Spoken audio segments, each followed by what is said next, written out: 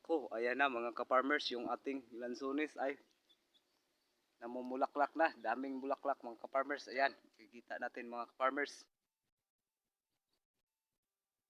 Yan, papunta doon sa itaas mga ka-farmers. Daming bunga ng ating mga lansones ngayon mga ka-farmers.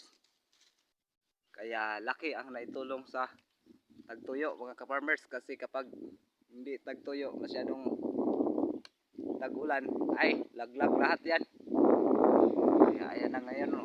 Marami, sobrang dami mga ka-farmers. Halos lahat ng puno dito sa lugar natin ay lahat mga ka-farmers.